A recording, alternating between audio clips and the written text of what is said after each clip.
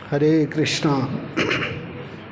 जय राधा माधव कुंज बिहारी, जय राधा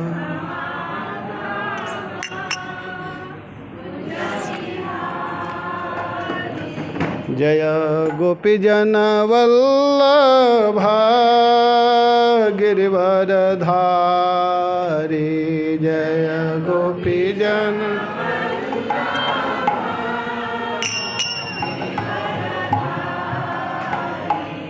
जय गोपीजन वल्लभा गिरिवरधारी, जय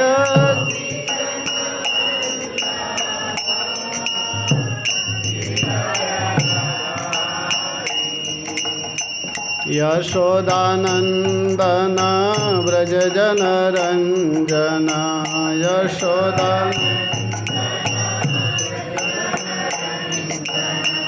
यशोदानंदन व्रज जन रंजन,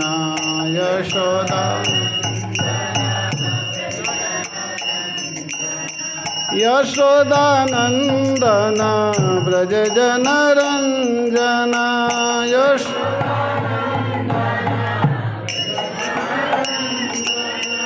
यमुना तीरा वनचारी,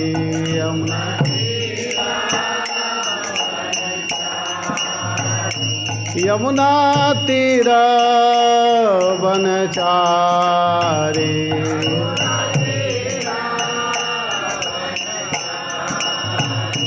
जय राधा माधव कुंज बिहारी, जय राधा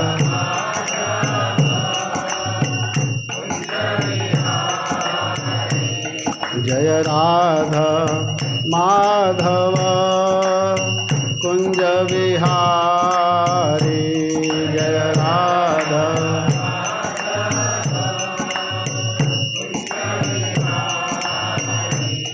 जय गोपीजन वल्लभा गिरिवरधारी, जय गोपीजन वल्लभा,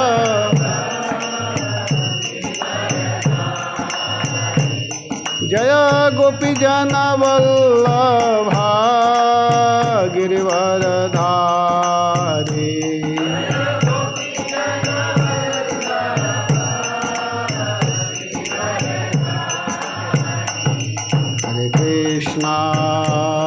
हरे कृष्णा कृष्ण कृष्ण हरे हरे, हरे राम राम राम हरे हरे, हरे कृष्णा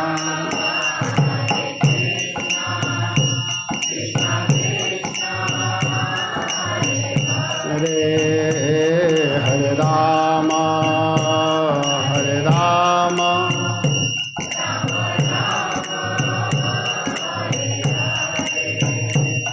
हरे कृष्णा कृष्ण कृष्ण हरे हरे, हरे राम राम राम हरे हरे, हरे कृष्णा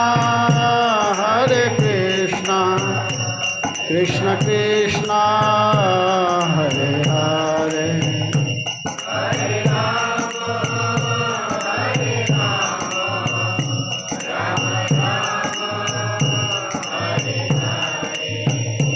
जय राधा माधव राधे,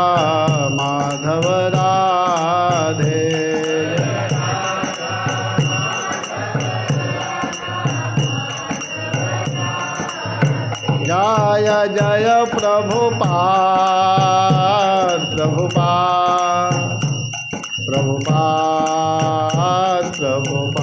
जय जय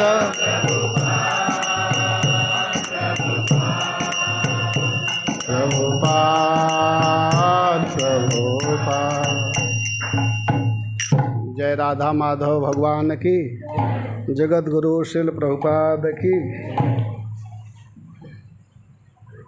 हरे कृष्ण।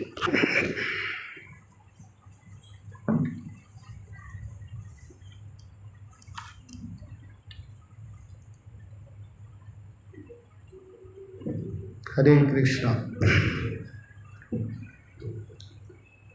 नमोऽयं विष्णुपादाय कृष्णप्रेष्ठाय भूतले श्रीमते भक्तिवेदांत स्वामीति नामिने।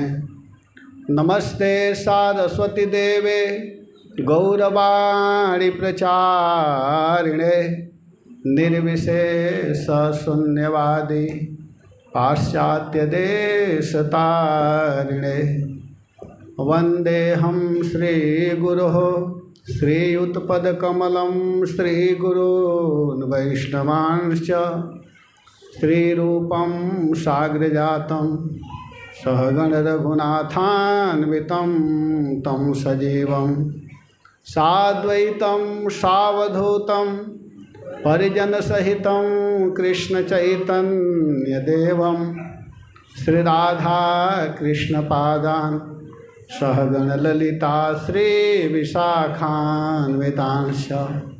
हे कृष्ण करुणा सिंधो दीनबंधो जगत्पते गोपेश गोपिका कांत राधाकांत नमस्तुते। तप्त कांचन गौरांगी राधे वृंदावनेश्वरी वृषभानुसुते देवी प्रणमामि हरिप्रिये।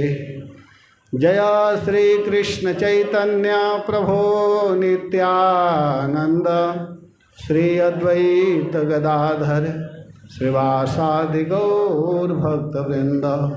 हरे कृष्णा कृष्णा कृष्णा हरे हरे हरे राम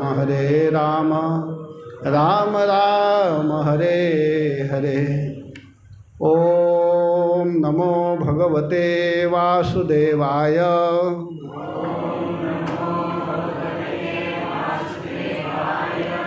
ओम नमो भगवते वासुदेवाय।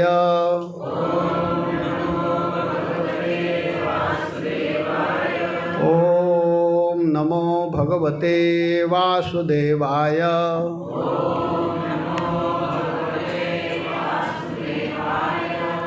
हरे कृष्ण।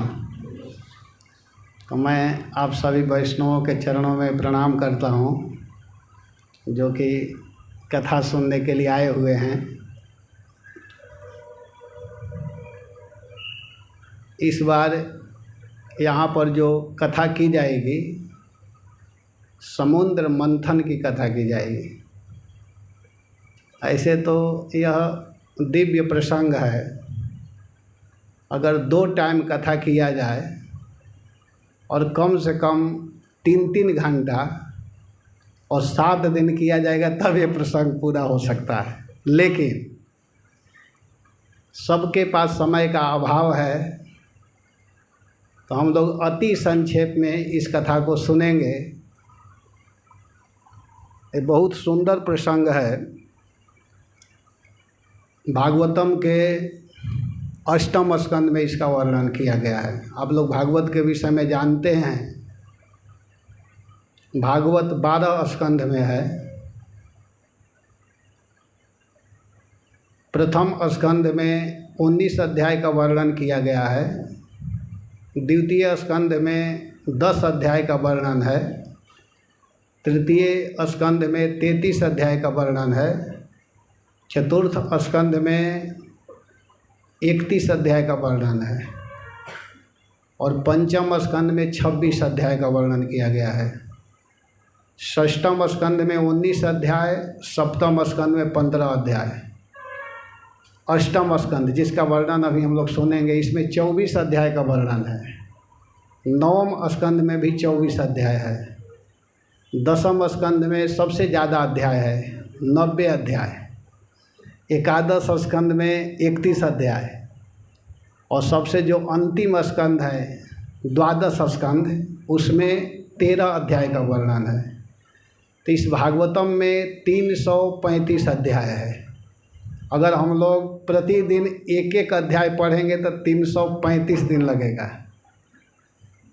मोटा मोटी एक साल में आप पूरा कर सकते हैं एक अध्याय पढ़ेंगे तो इसीलिए हम लोगों के जो आचार्य हैं जगत गुरु श्रील प्रभुपाद, वो नियम बनाए कि भागवत को जल्दी जल्दी नहीं पढ़ना चाहिए, आनंद से पढ़ना चाहिए। इसीलिए नित्यम भागवत सेवा, अपने मंदिर में नित्य भागवत की सेवन की जाती है। प्रतिदिन भागवत सुनना, पढ़ना। भागवत में कोई जल्दी नहीं, अन्य काम को हम जल्दी कर सकते हैं, लेकिन भागवत को बड़े प्रेम से इसको पीते रहना चाहिए। पिबत भागवतम रसमालयम, इसको पीते रहिए, बार बार पीजिए। इसीलिए कहा गया है मुहु, मुहु माने बारंबार। ये नहीं कि एक बार हम सुन लिए तो क्या सुनेंगे।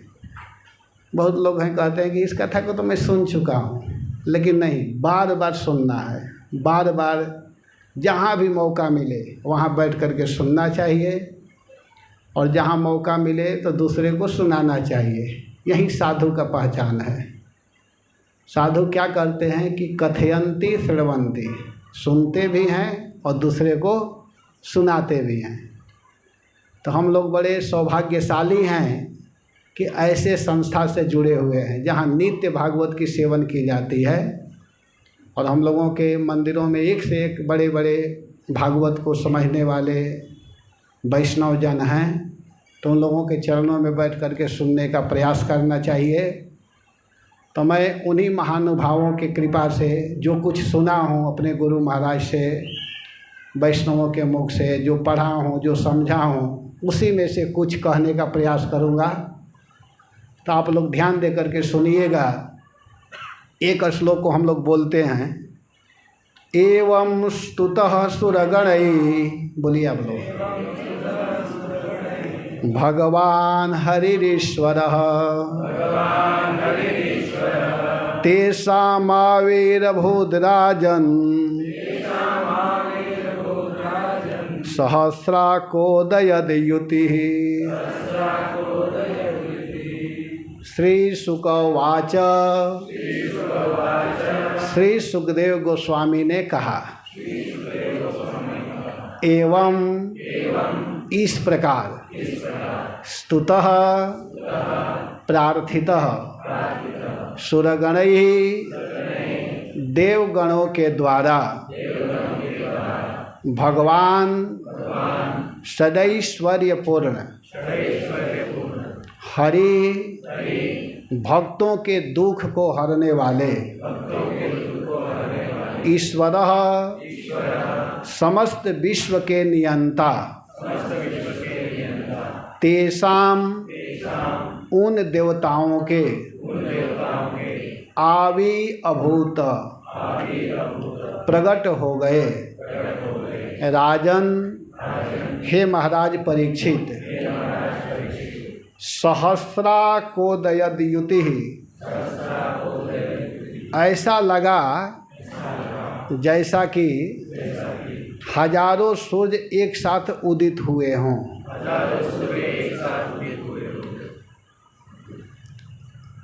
श्री भगवान श्री राधा गोकुलानंद जी के कृपा से यहाँ पर भगवान के गुणों का वर्णन करने का सौभाग्य प्राप्त हो रहा है। भगवान बहुत बड़े कृपालु हैं। इसी भगवान की कृपा से यहाँ वर्णन करने का सौभाग्य प्राप्त होता है। लेकिन हम लोगों को यह समझना है कि यहाँ इतने भक्त लोग एकत्रित हुए हैं, वैष्णव जन एकत्रित हुए हैं। वास्तव में इस यज्ञ का वास्तविक फल है भगवान के विषय में गाया जाए, भगवान के विषय में बोला जाए, भगवान के विषय में सुना जाए। कभी कभी देखा जाता है कि कथा होती है, कथा का आयोजन किया जाता है, तो वक्ता का पंपलेट में नाम डाल दिया जाता है, फ़ोटो डाल दिया जाता है और समझते हैं कि कथा को करने वाले वक्ता हैं। लेकिन वक्ता ही मुख्य नहीं होते हैं। इस कथा को करने वाले सभी लोगों का सहयोग होता है, जो इसका व्यवस्था करते हैं, जो इस कथा में आ कर के बैठ कर के कथा को सुनते हैं, जो इसका आयोजन कराते हैं। बहुत वैष्णव ऐसे हैं कि यहाँ पर नहीं है, लेकिन उनका भी इसमें सहयोग है। तो ये नहीं समझना है कि जो बोल रहे हैं उन्हीं का सहयोग है। जैसे हम लोग देखते हैं कि जो ट्रेन चलती है तो ट्रेन को चलाने वाला कौन होता है? ड्राइवर। लेकिन ट्रेन को केवल ड्राइवर नहीं चलाता है, ट्रेन को चलाने में जो पटरी बनाने वाले हैं, रेल के पटरी, उनका भी सहयोग होता है।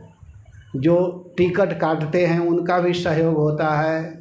जो ट्रेन में बैठते हैं यात्री, उनका भी सहयोग होता है। अगर एक भी यात्री ट्रेन में न बैठें तो ट्रेन नहीं चल सकती है। अगर इंजीनियर न रहें, रेलवे लाइन को सही न करें तो ट्रेन नहीं चल सकती है। अगर झंडी दिखाने वाले न रहें तो ट्रेन को नहीं चलाया जा सकता है। वैसे ही इस कथा के मुख्य केवल वक्ता ही नहीं होते हैं, हम सभी लोग इसके सहयोगी होते हैं, ये जानना जरूरी है। वैसे ही इस भागवत का जो आयोजन है, भागवत की जो कथा है, इसमें सबका सहयोग की आवश्यकता है और सभी लोग इसमें सहयोग देते हैं जिस कथा को हम लोग सुन रहे हैं। और यह ऐसी कथा है कि मनुष्य जीवन का वास्तव में सबसे बड़ा अगर कोई उद्देश्य होना चाहिए तो भगवान के विषय में सुनना। यह मानव जीवन केवल इसी के लिए मिला हुआ है, और विशेष करके हम वैष्णवों के लिए तो भागवत ही प्राण है। जब तक हम इसको सुनेंगे नहीं, जब तक इसको समझेंगे नहीं, तो हम सही ढंग से भक्ति को नहीं कर सकते हैं। मनुष्य जीवन का सबसे बड़ा लाभ है अगर कोई है तो भगवान के विषय में श्रवण करना, भगवान के विषय में मनन करना, भगवान के विषय में कहना, भगवान के विषय में सुनना, भगवान के विषय में बोलना, भगवान के विषय में चिंतन करना। इसी प्रयोजन की सिद्धि के लिए भगवान वेदव्यास जी ने इस भागवत की रचना किया है। स्वयं भगवान वेदव्यास जी के विषय में आप लोग सुने हैं, जानते हैं कि सब कुछ लिखने के बाद में भी वह उद्विग्न थे, उनको शांति प्राप्त नहीं हुई थी, वो बेचैन थे, उदास थे।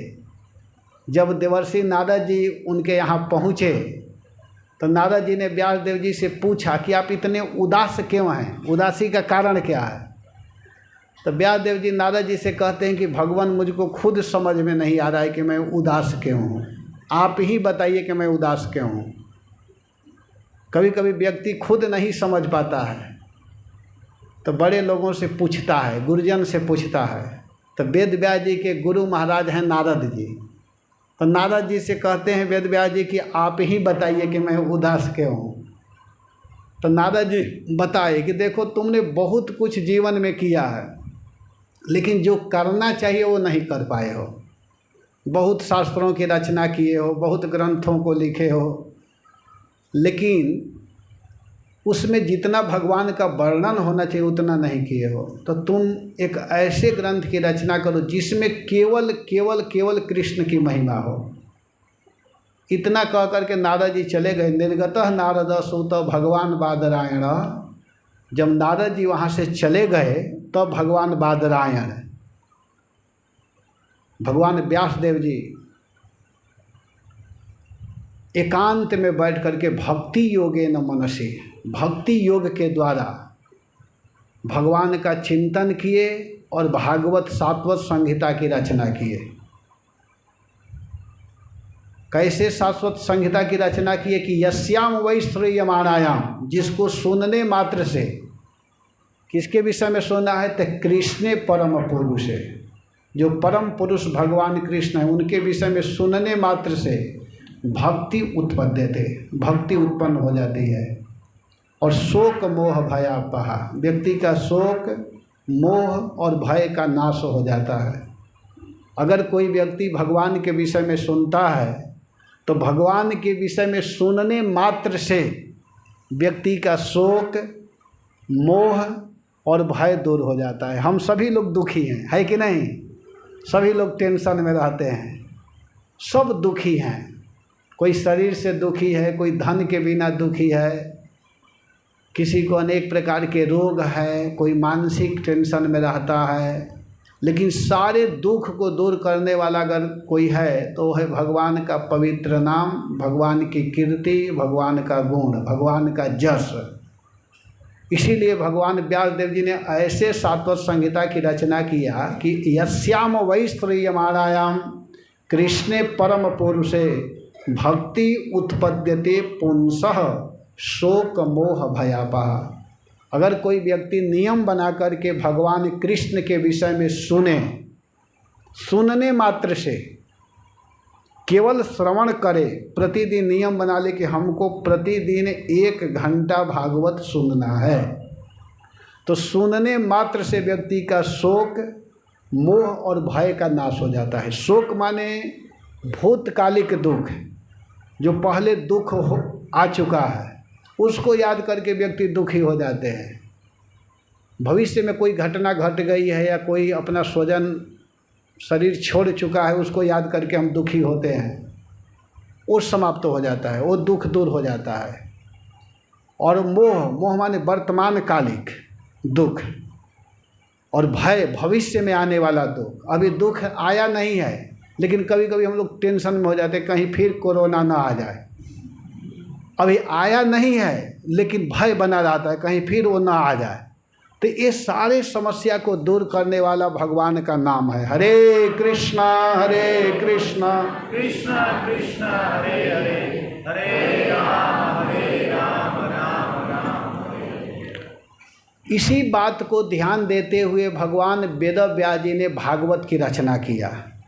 और देखिए, हम लोगों का जो भारत भूमि है, भारत भूमि में जत्र तत्र सर्वत्र भागवत कथा होती रहती है। लोग श्रद्धापूर्वक कथा सुनते भी हैं, करवाते भी हैं। भारत में जहाँ तहाँ, अभी प्रभु जी से बात हो रही थी, प्रभु जी कह रहे थे कि उधर जो यूपी, बिहार, बंगाल, मध्य प्रदेश, राजस्थान, कुछ ऐसे राज्य हैं जहाँ बहुत भागवत होती है, बहुत कथाएँ होती रहती है। और एक एक क्षेत्रों में 10-10, 20-20, 50-50 कथाएँ होती है। लोग सुनते हैं, भगवान से प्रेम करते हैं। इधर भी कथा होती है, लेकिन कुछ राज्य ऐसा है कि वहाँ बहुत कथा होती है, बहुत लोग सुनते हैं और बहुत देर तक सुनते हैं और बहुत लोग सुनते हैं। मैं एक वीडियो प्रभु जी देख रहे थे मेरा ही कथा का, कि एक मैं कथा किया, उसमें 5000 लोग हैं कथा में, क्योंकि उधर के लोग बहुत सुनने के लिए आते हैं। यहाँ तो लोग आते हैं, लेकिन यहाँ बहुत काम भी है, अपना समय से आना, समय से जाना, और वास्तव में समय का महत्व देना भी चाहिए। समय का जो व्यक्ति कीमत समझाए वही जीवन में कुछ कर सकता है। चाणक्य जी ने कहा है कि आयुषा क्षण एकोपि न लभ्यम कल्प कोटिभिः तस्मात् सर्व प्रयत्ने न क्षण में कम न लंघ्रेत। जो व्यक्ति समय का कीमत नहीं समझा वो जीवन में कुछ भी नहीं कर सकता है। समय बड़ा बहुमूल्य है, बड़ा कीमती है। एक एक मिनट, एक एक क्षण जो हम लोगों का बीत रहा है, करोड़ों रुपया देने के बाद भी वो समय आने वाला नहीं है। जो समय बीत गया उसको आप कितना हो रुपया धन दीजिए, वो आने वाला नहीं है। तो बुद्धिमान व्यक्ति क्या करते हैं कि इस समय का सदुपयोग करते हैं। तो इसलिए हम लोगों को ये जानना जरूरी है। इस भारत भूमि में भागवत की बहुत महिमा है। और चैतन्य महाप्रभु ने 5 महासाधन में एक साधन बताया है भागवत सेवन, भागवत का श्रवण, भागवत को सुनना। तो इसको हम लोगों को करना चाहिए। और कैसे लोगों के साथ में सुनना चाहिए कि सजातीय लोगों के बीच में बैठ कर के भागवत का श्रवण करना चाहिए, जो एक मत के हों। भागवत सुनि गिया भागवत स्थाने, भागवत संगियों के संग में बैठ करके, भागवत जनों के स्थान में बैठ करके भागवत का श्रवण करना चाहिए। और ऐसे वैष्णवों के मुख से सुनने से निश्चित रूप से हम लोगों का कल्याण होगा। तो यहाँ पर इस बात को बताते हुए कहते हैं कि देखिए, जो वैष्णव लोग होते हैं, जो साधु लोग होते हैं, जिनका जीवन ही भगवान के लिए होता है, वो भागवत को मनौती पूर्वक नहीं करवाते हैं। कोई मनौती के लिए कामना से युक्त होकर के भागवत का आयोजन करवाते हैं, लेकिन जो वैष्णव होते हैं, जो साधु होते हैं, जिनका जीवन भगवान के लिए ही है, तो अपने जीवन ही भागवतमय बना देते हैं। भागवत को आनंद के साथ में सुनते हैं, सुनाते हैं, जहाँ भी समय मिलता है, जहाँ भी मौका मिलता है बैठ कर के सुनते हैं। तो यहाँ पर भगवान एक विशेष लीला करना चाहते हैं। समुद्र मंथन लीला होने वाला है, तो इसके विषय में बताते हुए कह रहे हैं कि देखिए कथा इस प्रकार है। अब कथा आप लोग ध्यान दे करके सुनिएगा।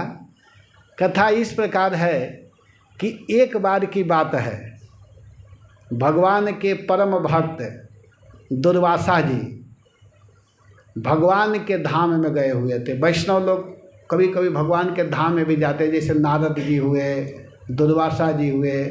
तो एक बार दुर्वासा जी बैकुंठ में गए हुए थे और बैकुंठ से आ रहे थे, तो वहाँ भगवान का एक स्पेशल जो दिव्य प्रसाद माला है उसको दुर्वासा जी पहने हुए थे। माला को पहने हुए थे और पहन करके आ रहे थे। जब आ रहे थे तो रास्ते में देवराज इंद्र को देखे। देवराज इंद्र महावत जो ऐरावत है, ऐरावत हाथी पर बैठे हुए इंद्र जा रहे थे। तो इंद्र को जब दुर्वासा जी देखे तो दुर्वासा जी क्या किए कि भगवान का जो दिव्य माला है, भगवत प्रसाद माला, उस माला को इंद्र को दिए पहनने के लिए। इसलिए माला को दिए कि इस माला को धारण करने से इंद्र का जो ऐश्वर्य हमेशा के लिए बना रहेगा, उसके शरीर में किसी प्रकार का कोई कष्ट नहीं होगा, उसका यश छाया रहेगा, श्री धन हमेशा के लिए बना रहेगा, ऐश्वर्य बना रहेगा। तो इस भाव में हो करके दुर्वासा जी ने भगवान के दिव्य प्रसाद माला को पहना दिए। लेकिन इंद्र इतने घमंड में मतवाला कि वो भगवान के माला का सम्मान नहीं किया। वो देखते देखते क्या किया कि दुर्वासा जी के सामने ही अपने गले से माला निकाला और निकाल करके उस ऐरावत हाथी को पहना दिया। देखिए, भगवान के माला जब आपको मिलता हो पहनने के लिए तो उसको बड़े प्रेम से पहनना चाहिए, जल्दी नहीं निकाल देना चाहिए। कुछ लोग होते हैं कि तुरंत माला पहनाई और तुरंत निकाल देते हैं, तो एक तरह से अपमान करते हैं। भगवान के दिव्य प्रसाद माला को निकालना नहीं चाहिए। और किस माला को नहीं निकालना चाहिए? जो भगवान को चढ़ाया हुआ हो, जो भगवान के गले में पहनाया गया हो, भगवान के चरणों में रखा गया हो। ऐसे अगर माला आपको मिलता है पहनने के लिए तो उसको ज़्यादा से ज़्यादा देर तक पहनना चाहिए, क्योंकि उसको धारण करने से शरीर में शक्ति, बल और भक्ति प्राप्त होती है। भगवान का कृपा आपको प्राप्त होता है, ये ध्यान देना चाहिए। तो यहाँ पर हुआ क्या कि दुर्वासा जी का शुद्ध भाव था। दुर्वासा जी सोचे कि यह देवताओं के राजा हैं, ये सुरक्षित रहेंगे तो सभी देवता लोग सुरक्षित रहेंगे। जब राजा सुरक्षित रहेंगे तभी ना प्रजा सुरक्षित रहेगा, और राजा ही सुरक्षित नहीं रहेगा तो प्रजा कैसे सुरक्षित रहेंगे। तो दुर्वासा जी इस भाव में हो करके भगवान के दिव्य प्रसाद माला को पहनाए। लेकिन इंद्र इतने घमंड में मतवाले थे कि ध्यान ही नहीं दिए कि भगवान का प्रसाद है। वो तुरंत क्या किए कि उस प्रसादी माला को तुरंत अपने गले से निकाल दिए और निकाल करके उस हाथी को पहना दिए। और हाथी क्या किया कि तुरंत अपने सूंड से ऐसे करके और अपने पैर के नीचे डाल करके उसको कुचल दिया। देखते देखते उस माला की विशेषता क्या है कि उस माला को धारण करने से व्यक्ति आरोग्य को प्राप्त होता है, उसके सारे रोग ठीक हो जाते हैं। भगवान के माला धारण करने से वो व्यक्ति विजय को प्राप्त होता है। वो अगर किसी कार्य को करने के लिए जा रहा है, अगर मान लिया आप किसी कार्य के लिए जा रहे हैं और आपको भगवान का माला मिल जाए तो समझिए कि आपका काम निश्चित रूप से सफल होगा। लेकिन वो हाथी अपने पैर के नीचे उस माला को डाला और ऐसे मसल दिया कि देखा जाए तो उस माला का अस्तित्व ही समाप्त हो गया, वहाँ कुछ बचा नहीं। दुर्वासा जी को इतना क्रोध आया, इतने गुस्सा में हो गए कि तुरंत श्राप दे दिए, कहे कि जाओ तुम श्रीहीन हो जाओ, श्री से हीन हो जाओ। इस प्रकार जब श्राप दिए तो इंद्र तो बिल्कुल उदास। और यह संवाद उस समय कोई टीवी अखबार न्यूज नहीं था, लेकिन इतने तेज गति से फैला, जैसे आजकल हम लोग कुछ भी बोलते हैं तो तुरंत फैल जाता है यूट्यूब के माध्यम से, फेसबुक के माध्यम से। तो उस समय ऐसा फैला कि तुरंत असुरों के यहाँ यह आवाज़ पहुँचा, असुर दानव सबको पता चला। वे लोग सुने कि दुर्वासा जी ने इंद्र को श्राप दे दिया है। उसी समय क्या हुआ कि असुर लोग आक्रमण किए, चढ़ाई किए, और चढ़ाई किए तो ऐसा चढ़ाई किए कि जितने देवता लोग हैं उन सबको खूब धुनाई किए। धुनाई मतलब समझ रहे हैं ना, पिटाई। और उसमें इंद्र को भी जितना पीटना था, दंड देना था। वे लोग परेशान होकर के इंद्र सभी देवताओं को लेकर के ब्रह्मा जी के पास में गए। ब्रह्मा जी उन सभी देवताओं में, जो देवता लोग हैं, इंद्र अन्य देवताओं से बड़े हैं, लेकिन उस सबसे बड़े हैं भगवान के पुत्र ब्रह्मा जी। तो वे ब्रह्मा जी के पास गए, और जब ब्रह्मा जी के पास गए तो ब्रह्मा जी क्या किए कि देखे कि हमारे बेचारे ये जो देवता लोग हैं, ये लोग सारे विभाग को देखने वाले हैं, वे ही लोग कमज़ोर हो जाएंगे तो कैसे देख पाएंगे अपने अपने विभाग को, कैसे चला पाएंगे। तो ब्रह्मा जी सोचने लगे, और ब्रह्मा जी क्या किए कि सभी लोगों को लेकर के शंकर जी को अपने साथ लिए ब्रह्मा जी। और शंकर जी ब्रह्मा जी ये दोनों महान देवता हैं। तो वे दोनों सभी देवताओं को लेकर के क्षीर समुद्र के तट पर गए, क्षीर सागर के पास में गए, और वहाँ जाकर के वे लोग क्या करने लगे कि भगवान के चरणों में स्तुति किए। सबके रक्षक, सभी लोगों के दुख को दूर करने वाले अगर कोई हैं तो वो हैं भगवान। भगवान से बढ़ कर के कोई नहीं है। इसीलिए कहा जाता है कि कभी भी आपके ऊपर कोई भी संकट आवे तो हरि के शरण में जाना चाहिए। हरि स्मृति सर्व विपद विमोक्षणम। अगर कोई व्यक्ति हरि का स्मरण करता है तो हरि के स्मरण करने मात्र से व्यक्ति का सारा दुख दूर हो जाता है। हरि स्मृति, हरि के स्मरण करने मात्र से सर्व विपद विमोक्षणम, समस्त प्रकार के विपत्तियों से आपको छुटकारा, मुक्ति मिल जाती है। हरे कृष्णा कृष्णा कृष्णा हरे हरे, हरे राम राम राम हरे हरे। तो सभी लोग भगवान के शरण में गए। सभी लोग मतलब जितने देवता लोग हैं वो तो गए ही हैं। ब्रह्मा जी, शंकर जी क्षीर समुद्र के तट पर गए, और वहाँ गए तो भगवान का स्तुति करने लगे, भगवान का स्मरण करने लगे, भगवान का गान करने लगे, भगवान के विषय में सुंदर, भगवान के पवित्र नामों का कीर्तन करने लगे। और जब वहाँ पर कीर्तन कर रहे हैं तो वहाँ पर बड़े बड़े ऋषि महर्षि लोग भी एकत्रित हुए हैं। जहाँ पर भगवान की कथा होती है, भगवान की चर्चा होती है, तो जो भगवान के विषय में जानने वाले हैं वे सबसे पहले भागते हुए आते हैं, दौड़ते हुए आते हैं। वहाँ पर भगवान वेदव्यास जी, जिन्होंने भागवत की रचना किया है, जिन्होंने भागवत को बताया, भागवत को पढ़ाया, ऐसे बड़े विद्वान भगवान वेदव्यास जी वहाँ उपस्थित हुए। वेदव्यास जी ही नहीं, उनके गुरु महाराज नारद जी, वेदव्यास जी के पिताजी पराशर जी, वशिष्ठ, चैवन, असित, देवल, धौम्य, भृगु, अंगिरा, भगवान परशुराम भी आए। और वे लोग अकेले नहीं आए हैं, सभी लोग अपने अपने शिष्यों के साथ में आए। अपने अपने शिष्यों को लेकर के। ये नहीं कहे कि तुम लोग आश्रम देखो, मैं जा रहा हूँ कथा सुन करके आता हूँ, ऐसे नहीं किए। वे लोग अपने शिष्यों को लेकर के भी कथा में गए। क्यों गए? क्योंकि जानते हैं कि इसको सुनने से ही इनकी भक्ति बनी रहेगी। उन आचार्यों को, उन गुरुओं को मालूम है कि भगवान की कथा भक्ति को बढ़ाने वाली है, भक्ति को पोषण करने वाली भगवान की कथा है।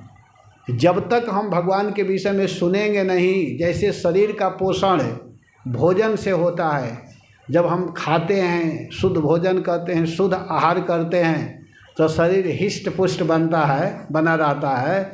वैसे ही आत्मा की प्रसन्नता, आत्मा का भोजन भगवान का नाम है, भगवान की कीर्तन है, भगवान की कथा है। आत्मा का यह भोजन है, आत्मा का यह खुराक है। इसीलिए सभी लोग अपने अपने शिष्यों के साथ में वहाँ पर उपस्थित हुए। और जब सभी लोग आए तो भगवान की आराधना किए। और विशेष करके ब्रह्मा जी और शंकर जी, क्षीर समुद्र के भीतर तक किसी को प्रवेश करने का बल ही नहीं है कि उसके भीतर जा सकते हैं, डायरेक्ट वहाँ पहुँच सकते हैं। तो तट पर खड़े होकर के और खूब सुंदर ढंग से भगवान की आराधना करने लगे। देखिए, भगवान को प्रकट करने के लिए, अगर भगवान को प्रकट करना है तो भगवान को प्रकट करने के लिए कुछ उपाय है जिसके द्वारा हम लोग प्रकट कर सकते हैं, बुला सकते हैं। तो भगवान के नाम जब गाना प्रारंभ किए, भगवान का स्तमन करना प्रारंभ किए, तो उसी समय क्या हुआ कि ब्रह्मा जी और शंकर जी, ये दोनों विशेष करके भगवान के चरणों में प्रार्थना करना चालू किए। जब प्रार्थना चालू किए तो उसी समय एवं स्तुतः सुरगणैः, जिस श्लोक को मैं सबसे पहले बोला था, एवं स्तुतः सुरगणैः भगवान हरिरेश्वरः तेषामाविर्भूद राजन् सहस्राकोदयद्युतिः। एवं माने इस प्रकार, स्तुतः स्तवन करने पर, जब भगवान के चरणों में स्तुति किए, सुरगणई बड़े बड़े देवताओं के द्वारा जब स्तवन किया गया, तो भगवान जो षडैश्वर्य पूर्ण हैं उनको भगवान कहा जाता है, जिनमें 6 गुण पाया जाए। षडैश्वर्य, ऐश्वर्यस्य समग्रस्य वीर्यस्य यशस्त्रिय ज्ञान वैराग्यश्चैव षडाणां भवेतिंगना, जिनमें यह पाया जाता है उनको भगवान कहते हैं। वो भगवान जिनके समान कोई बलवान न हो, जिनके समान कोई रूपवान न हो, जिनके समान कोई यशस्वान न हो, जिसके समान कोई धनवान न हो, जिनके समान कोई वैराग्यवान न हो, जिनके समान कोई कीर्तिमान न हो, उसको कहते हैं भगवान। तो वो भगवान 6 ऐश्वर्यों से जो युक्त भगवान हैं, वो भगवान क्या किए कि हरि का मतलब ही होता है कि जो भक्तों के दुख को हर लेते हों, उसको हरि कहते हैं। हरि का मतलब है कि जो भक्तों के दुख को हरण करके उनको सुख प्रदान कर दे। हरि शब्दे नाना अर्थ, 2 ही मुख्यतम। हरि शब्द के अनेक अर्थ है, लेकिन उसमें 2 मुख्य है। 2 मुख्य क्या है कि सर्व अमंगल हरे, समस्त प्रकार के अमंगल को जो नाश करने वाले हैं, और प्रेम दिया हरे मन, प्रेम प्रदान करके उस व्यक्ति के मन को अपने तरफ आकर्षित कर ले, उनको हरि कहते हैं। हरति इति हरि, सर्वान पापान हरति, जो समस्त प्रकार के कष्टों को दूर करके जो सुख प्रदान कर दे, जो आनंद प्रदान कर दे, जो आनंद को दे दे, उनको हरि कहते हैं। तो हरि अर्थात व्यक्ति के मन को आकर्षित करने वाले और अपने आश्रित के, जो भगवान के आश्रित हैं, जैसे तैसे अगर कोई भी व्यक्ति उनके शरण में चला जाता है, जेन केन प्रकारेण, किसी भी तरह से अगर वह व्यक्ति भगवान के चरणों में अपना मन लगाता है, तो भगवान क्या करते हैं कि उस व्यक्ति के दुख को दूर कर देते हैं। भगवान यह नहीं देखते हैं कि वो प्रेम से हमारे पास आया है कि बिना प्रेम से आया है। भगवान केवल यह देखते हैं कि यह व्यक्ति मेरे पास आया है। भगवान के दृष्टि में केवल इतना ही है। जैसे यहाँ आप लोग आए हैं, तो अगर किसी के हृदय में प्रेम है या प्रेम नहीं है, लेकिन आप यहाँ आ गए हैं, तो राधा गोकुलानंद जी देख रहे हैं वहीं से कि हमारे सामने आया। भगवान की दृष्टि पड़ जानी चाहिए। आप किसी भी भाव से आए हों, लेकिन भगवान देख लिए कि आप उनके पास आए हैं, तो आपके समस्त दुखों को दूर करेंगे। ये अब इनका काम है। इसीलिए एक चौपाई में कहा गया है, एक चौपाई में एक बहुत सुंदर भाव है कि रहती न प्रभु चित चूक किए की, करत सुरत सयबार हिए की। भगवान की यही विशेषता है कि भगवान के चरणों में अगर कोई गलती किया है उसको ध्यान नहीं देते हैं। भगवान केवल यह ध्यान देते हैं कि अमुक व्यक्ति ने मेरे पास आकर के प्रणाम किया, मेरे सामने आया। आपके चूक को नहीं देखते हैं, आपके करनी को देखते हैं कि आप क्या किए हैं, आप उनके सामने आए हैं कि नहीं आए हैं। करती सुरती सय बार ही है कि अगर आप कुछ कर देते हैं तो उसको सैकड़ों बार याद रखते हैं। इसी को भगवान कहा जाता है। और हम लोगों में क्या अंतर है कि हम लोगों के लिए कोई कितना हो कर दे, जीवन भर कर दे, लेकिन अगर एक बार कुछ बोल देता है तो उसी को हमें याद कर लेते हैं, कहते अरे उसने तो ये कहा। ये नहीं याद करते हैं कि आपके लिए वो व्यक्ति क्या किया है, लेकिन भगवान इसको ध्यान नहीं देते हैं। तो इसीलिए यहाँ कह रहे हैं कि हरि का मतलब है कि आप जैसे तैसे किसी भी तरह अगर भगवान के पास गए हैं तो भगवान आपके कष्ट को हरण कर लेते हैं। उनका स्वभाव है, इसीलिए उनको कहा गया हरति इति हरि, जो समस्त प्रकार के दुखों को हरण करके जो सुख को प्रदान करें उनको हरि कहते हैं। वो हरि कौन है?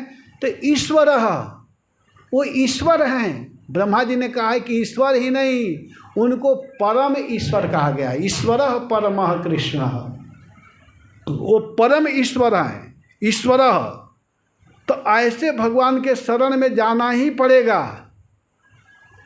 ईश्वर माने अगर कोई उनके शरण में नहीं जाएगा, उनका भजन नहीं करेगा, तो उसकी खैरियत नहीं है, उसको छोड़ेंगे नहीं भगवान।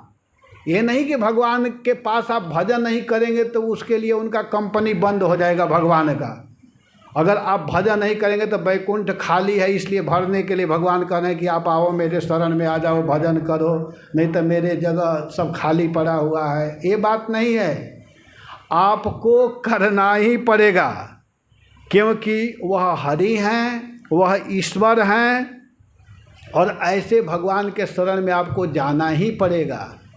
नहीं करेंगे तो आप चैन से रह नहीं सकते हैं, आप शांति से प्राप्त नहीं कर सकते हैं। तो हुआ क्या कि जब देवता लोग भगवान के चरणों में स्तवन करना प्रारंभ किए तो उन देवताओं के मध्य में भगवान प्रकट हो गए। भगवान कहीं दूर नहीं थे, भगवान वहीं थे। उन लोग के स्मरण करने से, कीर्तन करने से देखते देखते उन देवताओं के बीच में भगवान प्रकट हो गए। जैसे मानो एकाएक हजारों सूर्य उदय हुए हैं, वैसे ही भगवान वहाँ प्रकट होते हैं। भगवान जब प्रकट हुए तो उनके शरीर से इतना दिव्य तेज निकल रहा था। हजारों सूर्य का उदाहरण दिया गया है कि जैसे सूर्य उदय होते हैं तो जैसे सूर्य का प्रकाश जैसे होता है, वैसे हजारों सूर्य के समान भगवान के शरीर से कांति, सुंदर दिव्य तेज निकल रहा था। लेकिन भगवान का जो तेज था वो जलाने वाला नहीं था। सूर्य उदित होते हैं तो उनका जो किरण, उनका जो तेज है गर्म करता है, लगता है कि जला देगा। अभी जून का महीना, मई का महीना वृंदावन में जाइए तो बहुत गर्मी, इधर तो कम गर्मी है, लेकिन भगवान का जो तेज है वो शीतलता को प्रदान करने वाला, आनंद को प्रदान करने वाला, प्रकाश को देने वाला है। तो देखते देखते भगवान तेषाम आविर्भूत राजन, हे महाराज परीक्षित, सुखदेव गोस्वामी कह रहे हैं कि हे राजन, उन देवताओं के मध्य में ब्रह्मा शिव आदि इंद्र आदि जो देवता लोग हैं, उन देवताओं के मध्य में भगवान ऐसे प्रकट हुए जैसे सहस्रा कोदयत युति ही, ऐसा लगा जैसा कि हजारों सूर्य एक साथ उदित हुए हों, ऐसा लग रहा है। भगवान के शरीर से दिव्य तेज, दिव्य कांति इतना सुंदर निकल रहा है कि उसको देख करके ऐसे लग रहा है कि हजारों हजार सूर्य एक साथ उदित हुए हैं। बहुत सुंदर भगवान के शरीर से तेज आ रहा है। उस समय क्या हुआ कि तेनैव महसा सर्वे देवाः प्रतिहते क्षणाः नापश्यन्न खमः दिश छोड़ीमात्मानं च कुतो विभुम। भगवान के तेज को देख करके जितने देवता लोग थे, उनका जो आँख है प्रतिहते क्षणा, प्रतिहते क्षणा, भगवान के दिव्य तेज को देख करके देवता लोग का आँख चौंधिया गया। चौंधियाने का मतलब कुछ दिखाई ही नहीं दे रहा है। भगवान के शरीर से इतना दिव्य तेज है, भगवान को देखने के लिए दिव्य चक्षु की भी आवश्यकता है ना। जब भगवान दिव्य चक्षु देते हैं तभी देख पाते हैं। अगर दिव्य चक्षु नहीं देंगे तो हम नहीं देख सकते हैं भगवान को। तो जब भगवान प्रकट हुए तो उस समय हुआ क्या कि प्रतिहते क्षणाः देवाः तेनैव महसा सर्वे देवाः, सर्वे देवाः, जितने देवता लोग हैं, केवल ब्रह्मा और शंकर जी को छोड़ करके, ध्यान दीजिएगा, ब्रह्मा शंकर को छोड़ करके जितने देवता हैं, इंद्र आदि जो भी देवता हैं, उन सब का आँख चौंधी आ गया, कुछ देख ही नहीं पा रहे हैं। भगवान सामने प्रकट हो गए लेकिन भगवान दिखाई नहीं दे रहे हैं। ना पश्यन, अरे वो अपने आप को नहीं देख पा रहे हैं, आकाश को नहीं देख पा रहे हैं, पृथ्वी को नहीं देख पा रहे हैं, दिशाओं को नहीं देख पा रहे हैं, उनकी आँख ऐसी चौंधी आ गई। तेनैव महसा सर्वे देवाः, जितने देवता लोग हैं, वे देवता जब भगवान प्रकट हुए तो उनकी आंखें ऐसी चौंधिया गई कि वे अपने आप को नहीं देख पा रहे हैं। जब अपने को नहीं देख रहे हैं तो भगवान को कैसे देख पाएंगे। कभी कभी होता है ना कि जब ज़्यादा तेज आता है, लाइट सामने से पड़ता है, आप लोग भी देखे होंगे कि जब रात्रि के समय जब हम लोग चलते हैं, गाड़ी चलाते हैं, तो उस समय आगे से जो गाड़ी आती है उसका जो बल्ब का जो प्रकाश होता है वो आँख पर पड़ता है तो लगता है कि कुछ दिखाई ही नहीं दे रहा है। तो वैसे ही भगवान के शरीर से जो दिव्य तेज निकला तो उस तेज को देख कर के सारे देवताओं के आँख चौंधी आ गई। यहाँ तक कि वो आकाश देख पा रहे हैं, न दिशाएं देख पा रहे हैं, न पृथ्वी दिखाई दे रही है, न अपना शरीर ही दिखाई दे रहा है। तो फिर करें कि जब वो अपने आप को नहीं देख पा रहे हैं तो कुतो विभुम, विभुम, विभु माने भगवान, फिर वो भगवान को कैसे देख पाएंगे। जब वो अपने आप को नहीं देख पा रहे हैं तो कैसे भगवान को देख पाएंगे। अर्थात वे लोग नहीं देख पाए। तब भगवान का इतना सुंदर शरीर सामने प्रकट हुआ, सुंदर रूप प्रकट हुआ, और वे लोग नहीं देखे तो फिर भगवान के प्रकट होने का फायदा क्या हुआ। करें कि देखे, कौन देखे, तो केवल दो व्यक्ति। वहाँ पर दो व्यक्ति भगवान के सुंदर रूप का दर्शन कर रहे हैं। वो दोनों कौन हैं, तो कह रहे हैं कि विरिंचो भगवान दृष्टवा, भगवान विरिंचो दृष्टवा। ब्रह्मा जी को संबोधन किया जा रहा है भगवान। ब्रह्मा जी भी भगवान के बाद दूसरे व्यक्ति हैं तो उनको भी संबोधित किया जा रहा है कि वो भगवान ब्रह्मा ने उस भगवान का दर्शन किया। भगवान विरिंचो दृष्टवा, विरिंच जो सारे जगत को बनाने वाले हैं ब्रह्मा जी, वो ब्रह्मा जी ने दृष्टवा देखा। और कौन देखा, तो सह सर्वेण, शंकर जी के साथ ब्रह्मा जी ने देखा। सह माने साथ, सहयोगेन तृतीया, सर्वेण, सर्वेण माने शंकर जी के साथ है। शंकर जी के साथ ब्रह्मा जी ने भगवान के सुंदर तनु, सुंदर रूप का दर्शन किया। भगवान कैसे हैं, भगवान का रूप कैसा है, तो कह रहे हैं कि भगवान का रूप बहुत सुंदर है। सर्वान, भगवान का सुंदर शरीर है, सर्व सुंदर शरीर।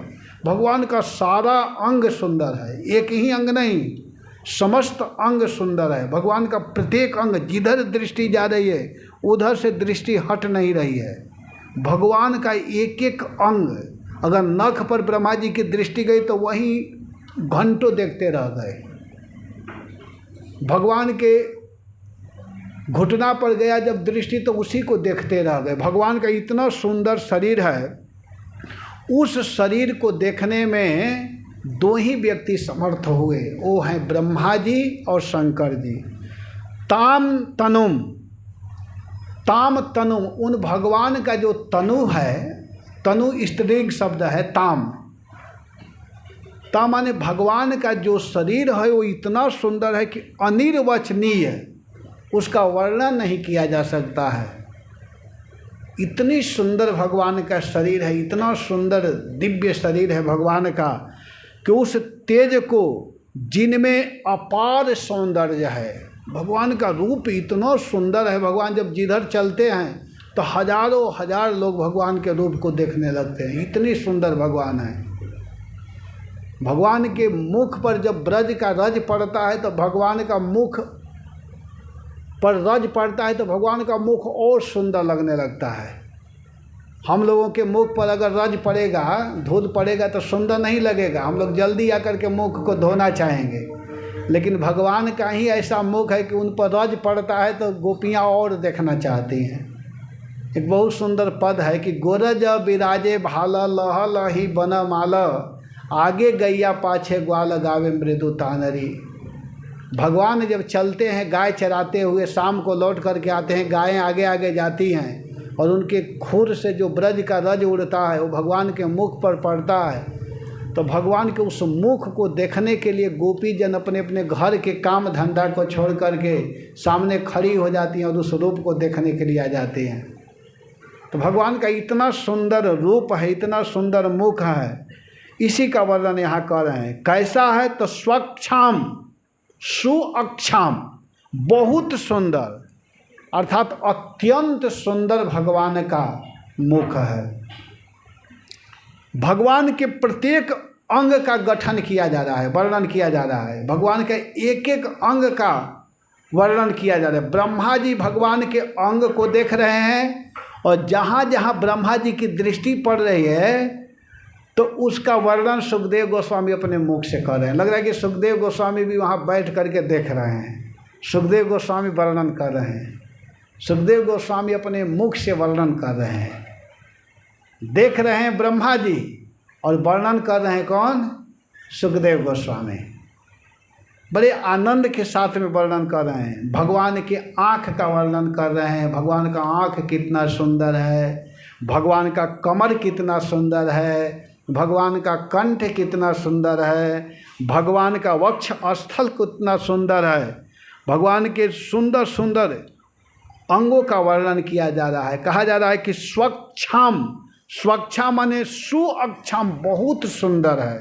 कैसा है तो मरकत श्यामा, भगवान का जो अंग है वो मरकत श्यामा, नीलकांत मणि के समान है। भगवान का शरीर इतने सुंदर स्वच्छ है, इतना सुंदर शरीर है कि उसमें किसी प्रकार का मल नहीं है। भगवान के शरीर इतने सुंदर है कि जैसे हम लोग दर्पण में अपना मुख देखते हैं, वैसे भगवान के प्रत्येक अंग में व्यक्ति अपने मुख को देख सकता है। ब्रजवासी बच्चे जब जाते थे खेलने के लिए, घर से जब निकल करके जाते थे तो वृंदावन में भगवान के शरीर में अपना मुख देख देख करके तिलक करते थे, सजाते थे अपने आप को। भगवान के हाथ में कोई अपना मुख देखता था, कोई भगवान के पैर में अपने मुख को करके देखता था, कोई गाल के तरफ अपना मुख देखता था तो उसका मुख दिखाई देता था। भगवान इतने सुंदर, इसका वर्णन उद्धव जी ने किया है। भागवत के तृतीय स्कंद के 2 अध्याय के 12 नंबर का श्लोक में वर्णन किया है उद्धव जी ने। यन्मर्त्य लीलौपैकम स्वयोगम मायावलम दर्शयता गृहीतम विस्मापनम स्वस्य च सौभगर्धे परम पदम भूषण भूषणांगम। भगवान इतने सुंदर हैं कि उनके शरीर में वस्त्र और आभूषण जाकर के सुंदर लगने लगता है। एक कभी भ्रमित नहीं होना चाहिए आप लोगों को कि भगवान वस्त्र पहन करके सुंदर लगते हैं। ये ध्यान दीजिएगा, कभी कभी मिस्टेक हो जाता है। हम लोग क्या समझते हैं कि भगवान को जब हम कपड़ा पहना दिए ना तो भगवान बहुत सुंदर लग रहे हैं। नहीं, भगवान के अंग में वस्त्र जाकर के वो वस्त्र अच्छा लगने लगता है। भगवान का शरीर इतना सुंदर है। भगवान के शरीर में आप कैसा हूँ वस्त्र पहनाइए, उस वस्त्र जब ही भगवान के शरीर में जाता है तो वस्त्र में सुंदरता आ जाती है। भगवान के शरीर की यह विशेषता है। इतने सुंदर हमारे प्रभु हैं, इतने सुंदर भगवान हैं। कभी कभी तो भगवान अपने रूप को देख करके मोहित हो जाते हैं। इस श्लोक को जो अभी मैं बोला, यन्मर्त लीलौपैकम स्वयोगम मायावलम दर्शयता गृहीतम विस्मापनम स्वस्य च सौभगर्धे परम पदम भूषण भूषणांगम।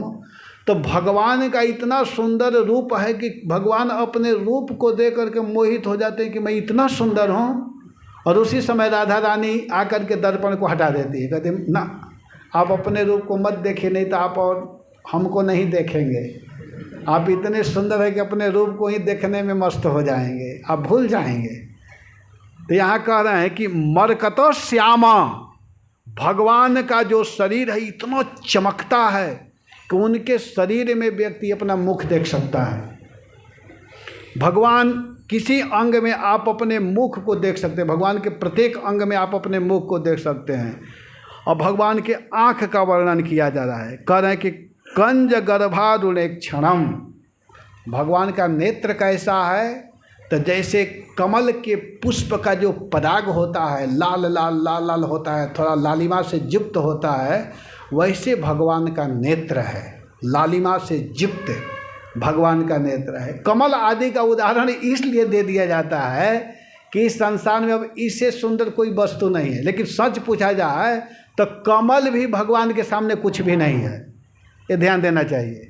लेकिन अब इस प्राकृत जगत में, इस संसार में समझाने के लिए कोई दूसरा उदाहरण है नहीं, इसीलिए समझा दिया जाता है।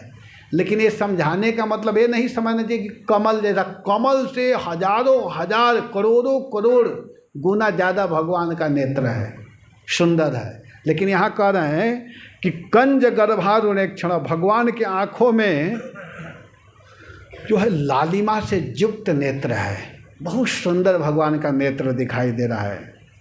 इसके बाद वर्णन करते हुए कह रहे हैं कि तप्त हेमावदानेन, तप्त हेमा, भगवान का वस्त्र कैसा है, कपड़ा कैसा है, भगवान कैसा कपड़ा पहने हुए हैं। ब्रह्मा जी और शंकर जी भगवान के रूप का दर्शन कर रहे हैं, ध्यान दीजिएगा। भगवान प्रकट हो चुके हैं और भगवान जब प्रकट हुए तो भगवान के एक एक अंग का दर्शन कर रहे हैं। भगवान कैसा वस्त्र पहने हैं तो उसका वर्णन सुखदेव गोस्वामी कर रहे हैं। कहते हैं कि तप्त हेमावदान तेन, तप्त हेमा, जैसे स्वर्ण को तपाया जाए, स्वर्ण जब तपता है तो उसमें से और ज़्यादा चमक दिखाई देता है, और ज़्यादा चमकता है। स्वर्ण को जितना ही आप तपाइए तो उसमें से और ज़्यादा सुंदर प्रकाश, सुंदर तेज, सुंदर सौंदर्य उसका दिखाई देने लगता है। वैसे ही भगवान का जो वस्त्र है वो पीला है, तप्त हेमा, जैसे हेम कहते हैं स्वर्ण को, जैसे स्वर्ण तपा हुआ स्वर्ण जैसे सुंदर दिखाई देता है पीला रंग का, वैसे ही भगवान का वस्त्र पीला है। ये कहते हैं कि भगवान पीला वस्त्र क्यों पहनते हैं, तो कोई कोई भक्त कहते हैं कि इसलिए भगवान पहनते हैं कि राधा रानी का जो अंग है वो पीत वर्ण का है। तो राधा रानी का अंग पीत वर्ण होने के कारण भगवान भी राधा रानी से प्रेम करते हैं, स्नेह करते हैं, इसीलिए भगवान पीत वस्त्र को पहनते हैं। और सच पूछिए तो भगवान जैसा कोई बढ़िया, जैसे हम लोग अपना करते हैं ना कि किस शरीर में कैसा वस्त्र ठीक रहेगा, कैसा पहनना चाहिए, तो भगवान का शरीर श्याम वर्ण का है। तो श्याम वर्ण में, श्याम शरीर में पीत वस्त्र अच्छा लगता है। तो भगवान को मालूम है कैसा पहनना है, तो भगवान पीत वस्त्र को धारण कर रहे हैं। भगवान का वस्त्र जो है वो पीत है। लसत कौशेय वाससम, और वह वस्त्र जो है बहुत सुंदर लग रहा है, साफ स्वच्छ वस्त्र दिखाई दे रहा है। लसत, लसत है। कौशेय वाससम, कौशेय, कौशेय कहते हैं रेशमी वस्त्र को। भगवान ने रेशमी वस्त्र धारण किए हुए हैं। और प्रसन्न चारु सर्वांगी, भगवान का प्रत्येक अंग जो है सर्वांग, प्रत्येक अंग प्रसन्नता को बिखेर रहा है। प्रत्येक अंग से प्रसन्नता विकीर्ण हो रहा है। भगवान के प्रत्येक अंग को देखने से व्यक्ति के हृदय में आनंद का अनुभूति होता है।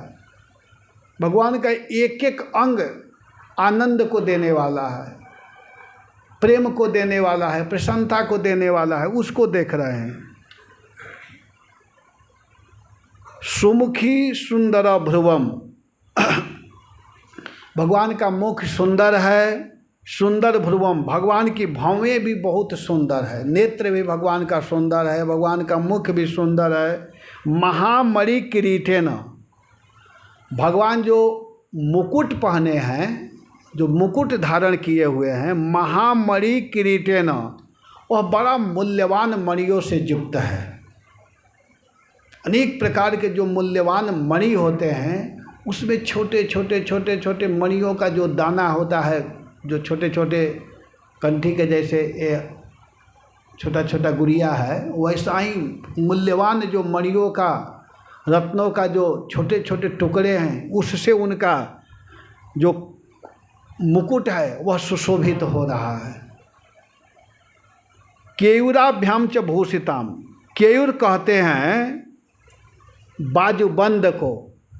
भगवान के दोनों भुजाओं में दो सुंदर बाजूबंद हैं, दोनों भुजाओं में। और कर्ण भर निर्भात, भगवान के दोनों कानों में कुंडल है, सुंदर कुंडल धारण किए हुए हैं। और वह कुंडल भगवान के कानों में झूम रहे हैं, हिल रहे हैं। और हिल रहे तो भगवान के मुख जो है इतना चमक रहा है कि उस मुख में वह कुंडल दिखाई दे रहा है।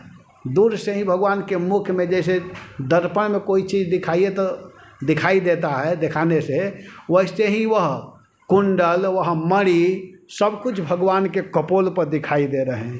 कांची कलाप वलय, भगवान के शरीर में अनेक प्रकार के सोने के लड़ियों से युक्त सुंदर सुंदर छोटे छोटे जो स्वर्ण युक्त जो लड़ियाँ हैं वह सुशोभित हो रहे हैं। और भगवान के जो बाएं वक्ष स्थल के तरफ जो स्वर्ण रेखा है, वहीं पर लक्ष्मी जी का निवास है। वहाँ लक्ष्मी जी निवास करती है, लक्ष्मी जी को धारण किए हुए हैं। और अगर कोई व्यक्ति भगवान के सुंदर रूप का दर्शन करता है, भगवान के नाम का कीर्तन करता है, भगवान को देखता है, तो लक्ष्मी जी वहीं से आशीर्वाद देती हैं। फिर व्यक्ति को धन की कमी नहीं होता है, लक्ष्मी की कमी नहीं होती है। कोई सोचे कि भगवान का भजन ना करे और डायरेक्ट लक्ष्मी की उपासना करे तो लक्ष्मी जी खुश नहीं होती हैं। अगर कोई भगवान का भजन करता है, हरे कृष्णा कृष्णा कृष्णा हरे हरे, हरे राम राम राम हरे हरे, तो इस प्रकार भगवान के शरीर का यहाँ पर वर्णन किया जा रहा है।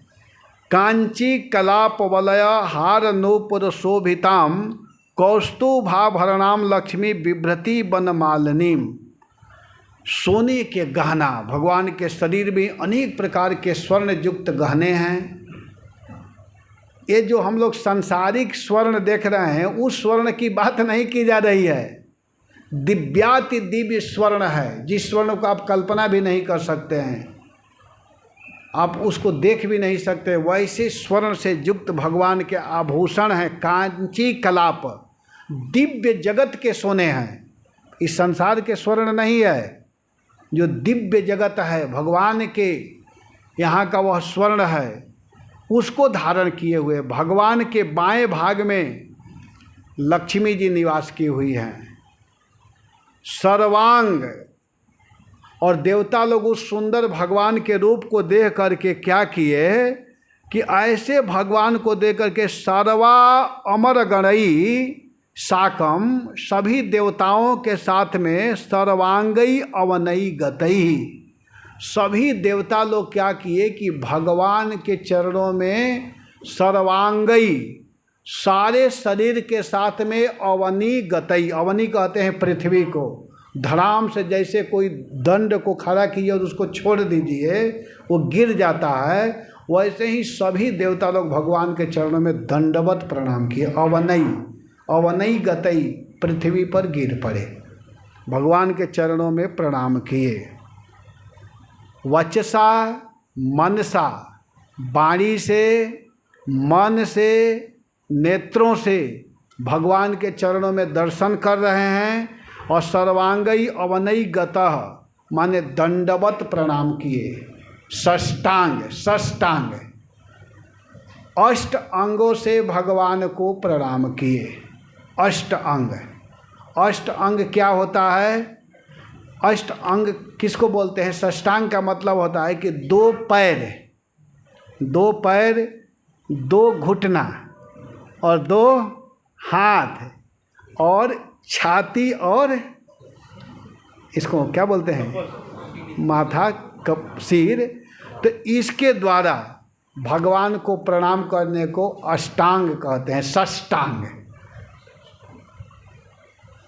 स अष्ट अंगई सर्वांगई अवनई गतः, इस प्रकार भगवान के चरणों में प्रणाम किए। भगवान के सुंदर रूप को देखे और देखने के बाद में प्रणाम किए। तो प्रणाम करने के बाद में अब क्या हुआ कि फिर रहा नहीं गया ब्रह्मा जी को। तुष्टाव देव प्रवरः, जो देवताओं में प्रवर हैं, प्रवर कहते हैं श्रेष्ठ को, महान को, तो जितने देवता हैं वे लोग तो प्रणाम किए ही, भगवान के सुंदर रूप का दर्शन तो किए ही, लेकिन फिर तुष्टाव देव प्रवरः, फिर भगवान के चरणों में स्तुति करने लगे। कौन? ब्रह्मा जी। जैसे भक्त लोग होते हैं जो भगवान से प्रेम करते हैं, तो भगवान का पट बंद रहता है उस समय भी कीर्तन करते हैं, हरे कृष्णा कृष्णा कृष्णा हरे हरे, हरे राम राम राम हरे हरे, हरे कृष्णा कृष्णा कृष्णा हरे हरे, हरे राम राम राम हरे हरे। पट बंद रहता है उस समय कीर्तन करते हैं, और जब ही पट खुलता है गोविंदम आदि पुरुषम तमहम भजामि, पट खोलने के बाद में भी कीर्तन चालू कर देते हैं। कहने का अर्थ है कि भगवान का पट बंद रहे या खुला रहे, भक्त लोग सदैव भगवान के नाम का कीर्तन करते हैं। तो ब्रह्मा जी क्या किए कि पहले तो स्तुति किए ही, भगवान प्रकट हुए तो किए, और इसके बाद में फिर भगवान के चरणों में स्तुति करना प्रारंभ कर दिए। ब्रह्मा जी स्तुति करते हुए कहते हैं, अजात जन्म स्थिति संयमाया गुणाय निर्वाण सुखार्णवाय, अणोलरिम्ने परिगण्य धाम्ने महानुभावाय नमो नमस्ते, महानुभावाय नमो नमस्ते। कहते हैं ब्रह्मा जी कि हे प्रभु, आपका जो जन्म है, आपकी जो स्थिति है और आपका प्रलय है, आपका जन्म, पालन और संहार, हे प्रभु आपका जो रूप है अपरिछिन्न है, इसको समझ पाना बड़ा मुश्किल है। अपरिछिन्न, ये नित्य है, आपका जो रूप है वह नित्य है। आपका जो जन्म है सांसारिक व्यक्ति जैसा आपका जन्म नहीं है। आपका जो कर्म है सांसारिक व्यक्ति जैसा कर्म नहीं है। आपका अप्रकट होना जैसे सांसारिक व्यक्ति शरीर को छोड़ते हैं वैसा नहीं है। आप इन सब से रहित हैं। जैसे सांसारिक व्यक्ति हम लोगों का जो जन्म कर्म आदि है वैसा आपका नहीं है। आप सर्वत्र हैं, व्याप्त हैं, व्यापक रूप से हैं। आपका कभी जन्म जो होता है वो सांसारिक व्यक्ति जैसा नहीं है, अजात जन्म। आपका जो जन्म है वह विचित्र है। आपका पालन करने का जो विधि है वो विचित्र है। ये सब विचित्र है, क्योंकि गीता जी में कहा गया है कि भगवान का जो जन्म है कर्म है वो सब दिव्य है। जन्म कर्म च में दिव्यम, भगवान ने स्पष्ट बोला है कि भगवान का जन्म दिव्य है, भगवान का कर्म दिव्य है। हम लोगों का जन्म और भगवान के जन्म में अंतर है। भगवान जन्म लिए तो वस्त्र पहने हुए आए, सुंदर कपड़ा पहन करके भगवान आए, सुंदर वस्त्र पहने हैं, कुंडल पहने हैं। भगवान का कर्म दिव्य है। भगवान 6 दिन के थे, पुतना जैसे राक्षसी को मार दिए, और हम लोग 6 दिन के रहेंगे तो पता ही नहीं चलेगा क्या करना है क्या नहीं करना है। 3 महीना के थे, भगवान शक्टासुर का वध कर दिए। भगवान 1 साल के हुए, तृणावर्त को मार दिए। 7 वर्ष 2 महीना के भगवान थे, गिरिराज पर्वत को धारण कर लिए। भगवान 53 साल के हुए तो 16,108 विवाह कर लिए, और 32 वर्ष में प्रथम विवाह कर लिए। तो भगवान का रूप, भगवान का जो जन्म कर्म सब कुछ दिव्य है। इस बात को ब्रह्मा जी कह रहे हैं कि आपका कभी जन्म अजात स्थिति, अजात संयम।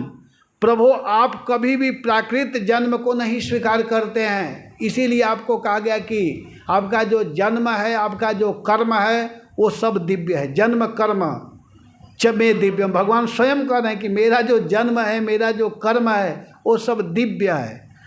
तो हे प्रभु आपके विषय में क्या कहा जाए, जो प्राकृत गुणों से रहित है।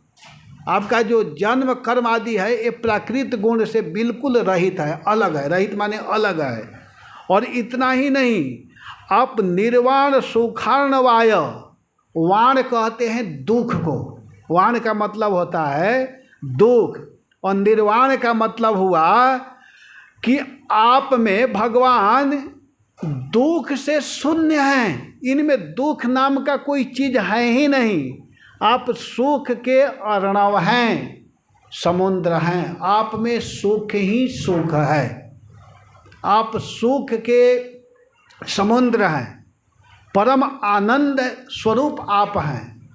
आपके पास अगर कोई रहेगा, आपका कोई स्मरण करेगा तो उसको दुख हो ही नहीं सकता है। जो सूक्ष्म से भी सूक्ष्म है, जिनका स्वरूप अनंत है, भगवान का स्वरूप अनंत है, ऐसे ऐश्वर्यशाली प्रभु को मैं नमस्कार करता हूँ। ब्रह्मा जी कह रहे हैं। ब्रह्मा जी खूब अच्छा से जानते हैं कि भगवान का रूप कैसा है, भगवान का गुण कैसा है, भगवान का महिमा कैसा है। हम लोग नहीं समझते हैं, इसीलिए कहते भगवान की महिमा इतनी ही है। लेकिन भगवान की महिमा इतनी नहीं है। 7 समुद्र की मसी करऊँ, लेखन सब बन रहा है, धरती सब कागज करऊँ, हरिगुण लिखा न जाए।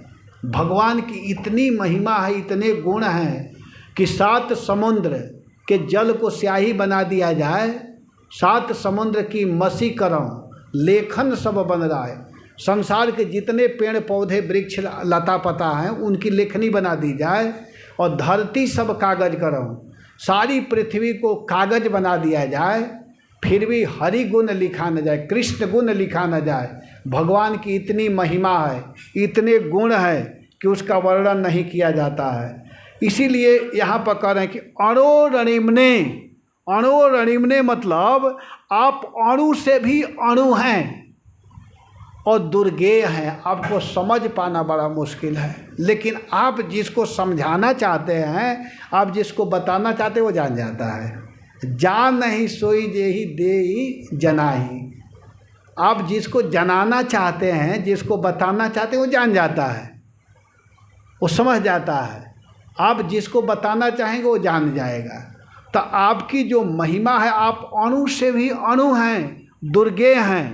इसलिए हम जीवों का, हम वैष्णवों का कर्तव्य है कि ऐसे भगवान के शरण में जाना चाहिए और ऐसे भगवान को प्रणाम करना चाहिए। भगवान को प्रणाम करने में ही हम जीवों की शोभा है। हम लोग भगवान को नहीं प्रणाम करेंगे तो किसको प्रणाम करेंगे? सांसारिक व्यक्ति को प्रणाम करने से क्या लाभ मिलने वाला है? अगर प्रणाम करना चाहिए तो भगवान को करना चाहिए, भगवान के वैष्णवों को करना चाहिए।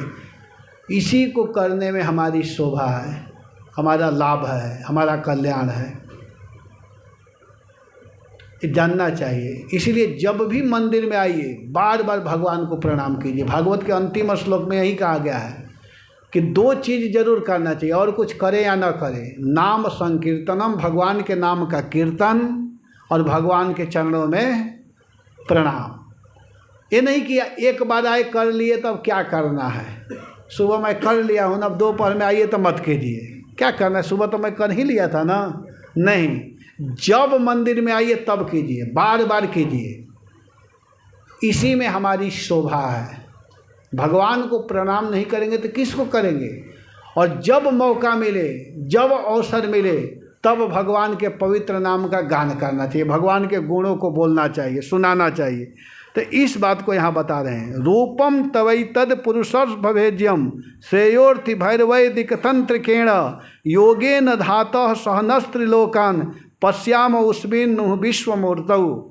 कह रहे हैं कि जो लोग भोग चाहते हैं, मुक्ति चाहते हैं, उन्हें इस रूप का भजन करना चाहिए, भगवान के रूप का स्मरण करना चाहिए। और भगवान का भजन करने का 2 विधि है, एक वैदिक और एक तांत्रिक। एक वैदिक विधि है और एक तांत्रिक विधि है। वैदिक विधि यह है कि कथा सुनना, कथा को कहना, भगवान के नाम का कीर्तन करना, भगवान के नाम का जप करना। और तांत्रिक विधि है कि नारद पंचरात्र आदि में जो वर्णन किया गया है कि भगवान के सुंदर मूर्ति का स्थापना करना, भगवान के लिए सुंदर मंदिर बनाना, रथ यात्रा आदि करना, इन सब के द्वारा भगवान की आराधना करना। इसको करने से भगवान खुश होते हैं और भगवान हम लोगों को दिखाई देते हैं। तो ऐसे करना चाहिए। पश्याम उस्मन् नुहि विश्वमूर्तौ, जिनके शरीर में सारा विश्व स्थित है। विश्वम मूर्तौ यस्य, जिनके मूर्ति में सारा विश्व समाहित हो, जिन भगवान के शरीर में सारा विश्व समाया हो। भगवान स्वयं गीता जी में कहते हैं कि मम देहे गुडाकेश। भगवान अर्जुन से कहते हैं कि हे अर्जुन, विश्व का सारा ब्रह्मांड जो है वो सारा हमारे शरीर के भीतर है, सारा विश्व मेरे भीतर है। विश्वम मूतौ यस्य सः, श्रीधर स्वामी जी ने कहा है कि जिनके शरीर में सारा विश्व समा जाए उनको कहते हैं विश्वमूर्तौ। और ऐसे भगवान के भजन करना चाहिए। तो ऐसे भगवान के भजन को अगर कोई करता है तो निश्चित रूप से भगवान उस पर प्रसन्न होते हैं। तो ब्रह्मा जी ने ऐसे भगवान के रूप का दर्शन कर रहे हैं। सभी देवताओं को लेकर के गए हैं। ब्रह्मा जी, शंकर जी, दोनों लोग भगवान के सुंदर रूप का दर्शन कर रहे हैं। कोई मान लीजिए कहे कि भगवान को हम कैसे देख सकते हैं, कैसे जान सकते हैं, कैसे समझ सकते हैं, तो वैसे ही आप देख सकते हैं जैसे लकड़ी है। मान लकड़ी में आग है, लेकिन कोई कहे कि यहाँ तो दिखाई दे नहीं रहा है, लकड़ी में आग कहाँ है? जैसे दिया सलाई है, दिया सलाई के दोनों भाग में आग रहता है।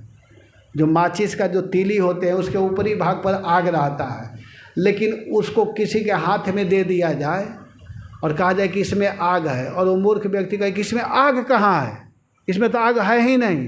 तो आग प्रकट करने की विधि है कि उसमें के जो तीली है उसको लीजिए और जो दिया सलाई है उसके ऊपर जो आग है उस पर ऐसे करके घर्षण कीजिए, तब आग उत्पन्न होगा।